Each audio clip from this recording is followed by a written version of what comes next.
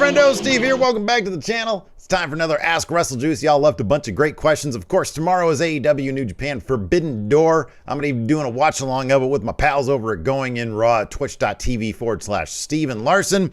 So let's dive into these questions because we've got some Forbidden Door related questions to kick us off. And there's two here that kind of broach the same subject, and it got me wondering about stuff while I was puttering around the house doing laundry. R. Curtis says, is it just me or do all the New Japan stars feel like less versions of themselves in AEW? Hipster Doofus also says, who's at fault for all the top New Japan guys not looking like stars? Tony Khan, New Japan, or the stars themselves? So I was thinking about this, and it comes down to one thing: presentation. Right? It's what we see on the television when we're watching the television or your monitor, streaming service, whatever you're using. Let's take a look at three promotions, the top three promotions on the planet. Arguably, AAA probably has a case to be made too. WWE, AEW, and of course, New Japan. Those are the three main promotions that we all in the internet wrestling community mostly pay attention to, especially AEW and New Japan, because there's like a lot of crossover there. And then WWE, of course, is the biggest dog in the yard. So let's take a look at these three promotions and how they present their stars. Number one, you've got WWE. Now, what does WWE have that nobody else does have? Production value. They've got money. They've got a bigger budget than anybody else. They throw all that shit. You know that when you're watching Raw and that stupid little robot thing shows up buzzing by, that robot drone. They've got the money to do stupid shit like that, but also they've got the money to make their wrestlers just look like bigger stars. It's in the lighting, it's in the pyro, it's in the giant Tron that they have now. It's in the quality of the camera, the quality of the lenses. It's in the experience. Say what you will about Kevin Dunn, his in-action style of TV direction might be a bit too much at times. He does know how to capture big dramatic moments, and their superstars, their wrestlers, are conditioned and have practiced the art of selling big moments, knowing where the camera is going to be and capturing it so that they do come off as larger than life in the presentation. It is a palpable thing. It's not, I don't think, simply subjective.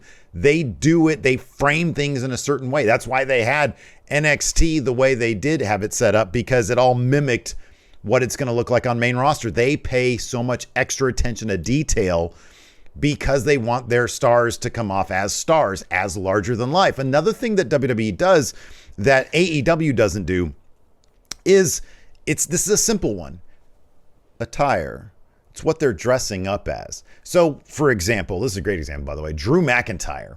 When he shows up to cut a promo, what is he wearing? Is he wearing sweatpants and a white t-shirt? No, he's wearing some like tight-fitting, expensive-looking jeans, like a freaking muscle shirt, and like a really cool custom-made leather jacket that makes him, I mean, he already looks like a superstar, but it makes him look even cooler than like a normal version of Drew McIntyre.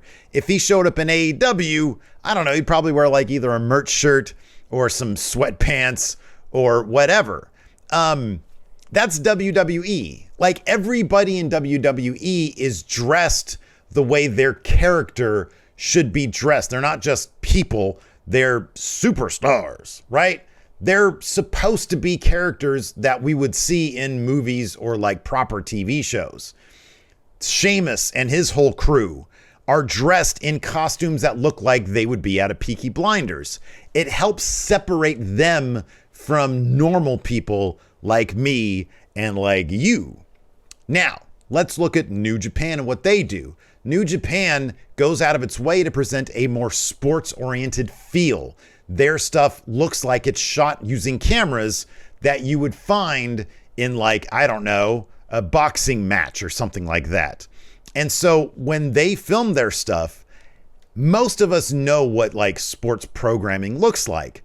We get subliminally the same presentation that New Japan does, the same stuff we see, for example, like maybe in the NBA or whatever.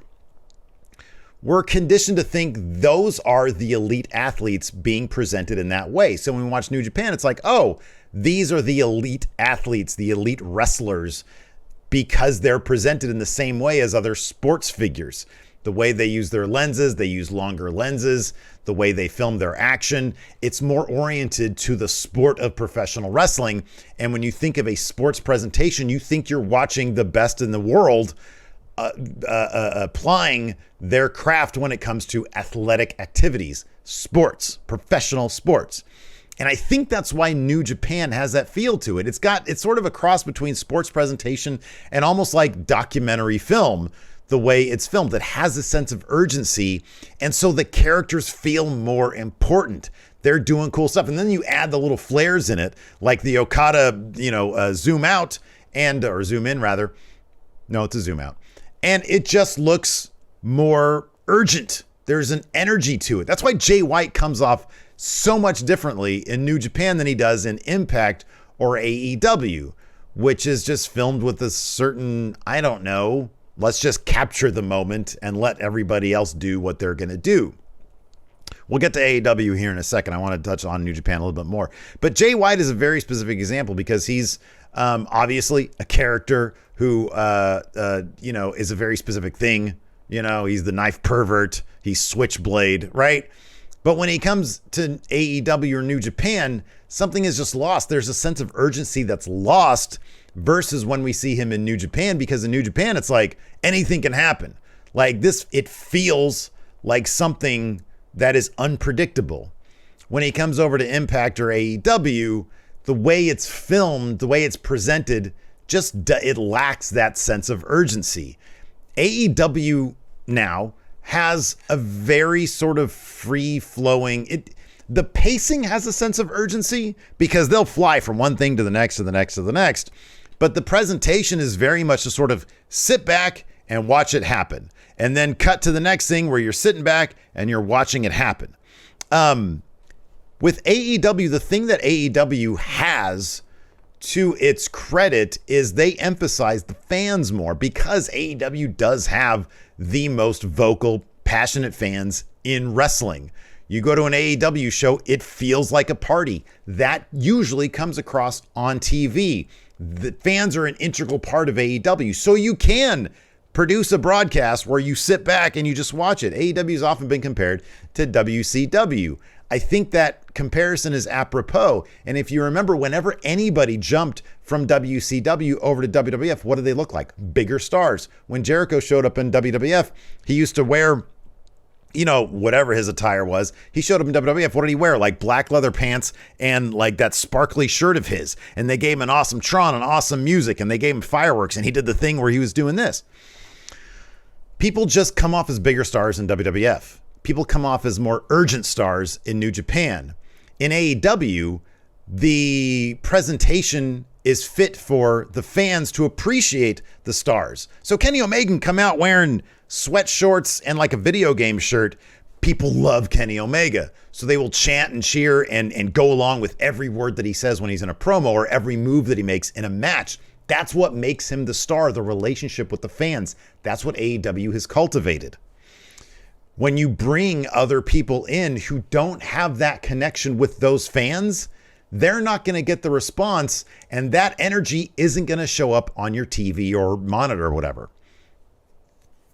Is this just me sort of saying a bunch of shit? Maybe, but I think it's actually kind of spot on. Let me know what you guys think in the comments below, because I'm kind of curious to know what do you guys think about this. When Kazuchika Okada comes out, yeah, people like go crazy and everything, but he's just a dude in sort of a white merch shirt and some sweatpants. And because he hasn't really established that relationship with the AEW crowd, maybe it just doesn't translate in that way. The sense of urgency is sort of lost, especially when he's not wearing his cool Rainmaker garb. He's showing up in what looks like what he would wear on the couch or going out and about to the mall, perhaps. So there is that presentation that's lost. It's sort of rare in New Japan where they actually show up in the ring wearing sweatpants and a t-shirt. In AEW, it's kind of the norm. Whoever's going to come out and cut because they do a lot of in-ring promos, people show up like they just walked into the arena that way. Now, that's a conscious decision on Tony Khan's part, you would think, because he gives his wrestlers more freedom. It's like, yeah, come on in, wear some sweatpants and some video game shirt, because we know the wrestling is the thing. The fans have the energy. The fans don't give a shit what Kenny Omega's wearing. They just love Kenny Omega. They don't give a shit what Hangman Page is wearing. They just love Hangman Page. They don't care that they're not dolled up like, big comic book characters. It's just a different thing. It's a different presentation. It's a different choice. And so I think if the question is, why do people from New Japan not come off as quite the big stars they are in New Japan? That's going to be why. They're presented in a different way. That doesn't maximize what New Japan does best. So there you go. I don't know. Maybe it's bullshit. Who knows? Let's move on here. That was a really good question, though. I like that one. John Davies asks, hey, Steve, do you think we've seen the end of cinematic matches? He says, I personally enjoyed them. Money in the Bank, especially. Money in the Bank was my favorite cinematic match, closely followed by the Cena Bray Wyatt one. He says, thought they added something unique and interesting to the card. Yeah, cinematic matches, they're done with. Unfortunately, they did not carry over from the pandemic era. They were a product of its time. Unfortunately, WWE, even though they have the budget to do amazing cinematic matches, WWE's not interested in that. They want to give the live crowd most bang for their buck. Cinematic matches also are kind of hit or miss. You don't know if you're going to get something inspired or something not inspired, like the Bray Wyatt, Braun Strowman swamp match thing. It was probably like a 50-50 proposition, and why not give the live fans something to chew on? Because otherwise you might kill the crowd if you put a cinematic match on in the middle of the card and then you come back to the crowd and they're like, is that thing over yet? So that's going to be why. But yeah, I like cinematic matches. I thought they were pretty cool. They should do them from time to time. Infinite Loser says, if you could design a graphic tee for 1 star from each of the top 3 promotions, who would it be for? I would love to design something for... it'd be fun to design something for like Ace Austin, because his Bullet Club gear is amazing. I think Juan Ortiz of the Dead, I think he designed Ace Austin's Bullet Club thing and its logo, and it's awesome. It's great. I wouldn't mind taking a crack at that. Top 3 promotions from AEW. Hangman Page shirt would be kind of interesting. I don't know if he's got like the skull design. He's got like, everybody has their skull design. I'm sure he probably does. But anecdotally speaking, apparently somebody wearing one of the old Going In Raw shirts, that's a skull shirt, had him sign an autograph or something, and he pointed out that he liked the shirt. And ever since then, I'm like, I want to design something for Hangman Page. That'd be cool. WWE, I'd want to take a crack at Finn Balor. I don't think that guy's ever had good merch, and it feels like, maybe once he's out of Judgment Day. Or Rhea Ripley. That'd be cool too. Hopefully she's doing okay. And then, who else? New Japan. Jay White, probably. Yeah. Anyways. Ran says, given everything that's happened this year, does it seem like AEW's jumped the shark? More signings of former WWE talent, Ring of Honor, interpromotional shows, adding more titles, etc. Feels like they're trying to do more instead of trying to do better. They've been hit. It's 2 things. I don't think they've jumped the shark. I think they've been hit with injury issues. You can't look. I've seen bad takes online that like, oh, they're promoting Forbidden Door and they're sacrificing casual fans for New Japan fans, which are going to be there anyways, and that's why their ratings are down. Look, anybody who thinks that you can lose your top 5 of your top stars and be totally fine and not suffer a rating sit, you're stupid. I'm sorry. It's a dumb take. When you sign people like CM Punk, it brings CM Punk fans to the fold. When you sign people like Bryan Danielson, it brings Bryan Danielson fans to the fold, et cetera, et cetera. When you bring Jeff Hardy over, it brings Jeff Hardy fans to the fold.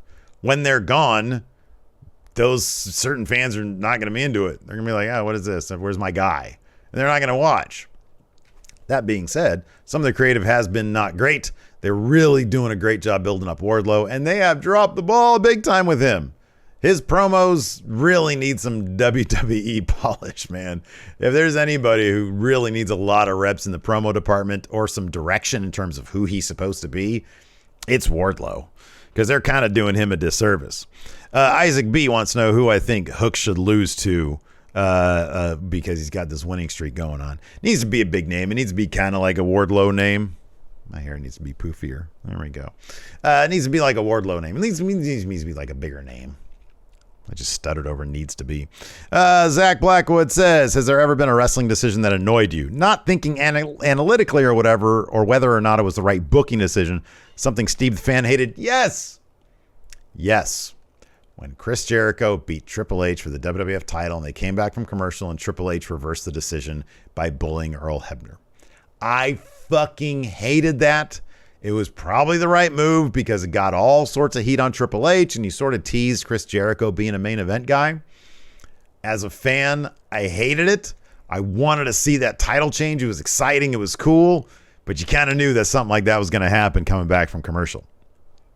Girls Not Blue says, do you think Pac would benefit more from being the All-Atlantic champion more than Miro, seeing how Miro has already been a dominant TNT champ? He was a dominant TNT champ, and then they had him give up the title, and they should not have done that. Although he was injured, and I think he did some movie stuff. So he probably, that was probably a wise move in retrospect. But no, I think Miro needs to be the All-Atlantic champion. I think if anybody would benefit more, it'd be Malachi Black. House of Black needs something. And in fact, I think it's possible that he will win it. I just don't think that possibility is really great. It's like 5%. And the other two guys, well, Clark Connors has like 0%. Pac, like 3%. Otherwise, I think it's Miro. Watch me be wrong on that, though. Let's see here. Infinite Loser says, who has the best strike as a finisher, such as Judas Effect, Discus Lariat, etc.? You guys are going to hate this answer. You're going to hate this answer. You know whose striking finish I love most now? It's the terrible answer. Lacey Evans. The woman's right. The way she hits that sometimes is like out of nowhere, just sort of shows up and she like fully extends her arm and it always looks really good. She knows how to throw a really good worked punch. And then they go, whoop-ah! It looks really cool. So yeah, that's my favorite striking finish right now. I do like the Judas Effect though. It's so stupid. Atticus says, when Cody wins the WWE title, I think he'll bring back the Winged Eagle Championship. No, there's only so much Cody can do. I would love to think that in that contract of his, he has, I can use whatever title I want when I win it. That's not going to happen, though. They really like the WWE titles. They send it out to football teams and soccer teams and basketball teams and baseball teams when they win stuff. Let's see here. Hipster Doofus says, barring injuries, what was your Forbidden Door dream card? I'm glad you asked because we did a video on that today over at Going in Raw. Check it out right here.